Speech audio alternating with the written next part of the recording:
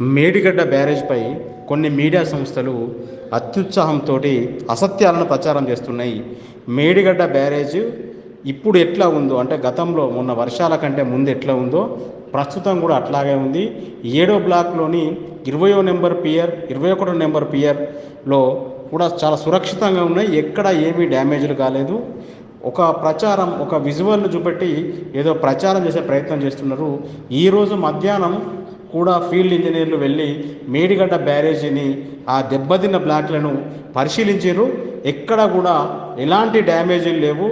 మిగతా బ్లాకుల్లో Godavari inflow outflows ఎట్లా ఉన్నాయి అంటే, గోదావరి మేడిగడ్డ బ్యారేజ్ మీదకి ఎన్ని నీళ్ళు వస్తున్నాయో బ్యారేజ్ పై ఎగువ భాగానికి 85 గేట్ల నుంచి అన్నీ నీళ్లు కిందికి పోతున్నాయి. ఎక్కడ ఎలాంటి అవాంతరాలు లేవు.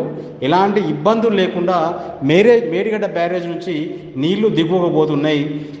ఇప్పుడు ఈవినింగ్ వరకు మేడిగడ్డ బ్యారేజ్కి 3,40,000 క్యూసెక్ల ఇన్ఫ్లో ఉంటే గేట్ల నుంచి 3,41,000 క్యూసెక్ల అవుట్ఫ్లో పోతుంది. 16 టీఎంసీలు దాని కెపాసిటీ. 16 టీఎంసీలకు గాను అంటే ఫ్లో అయ్యే వాటర్ని క్యాలిక్యులేట్ చేసినప్పుడు ఒక 2.04 టీఎంసీలు నీళ్లు దాంట్లో నిల్వ ఉన్నాయని ఫీల్డ్ ఇంజనీర్లు ఈరోజు సాయంత్రం ఇరిగేషన్ హెడ్ క్వార్టర్స్కి సమాచారం ఇచ్చారు. ఇరిగేషన్ హెడ్ క్వార్టర్స్కి వచ్చిన సమాచారం ప్రకారం అయితే మేడిగడ్డ బ్యారేజ్లో ఎలాంటి డ్యామేజీలు లేవు.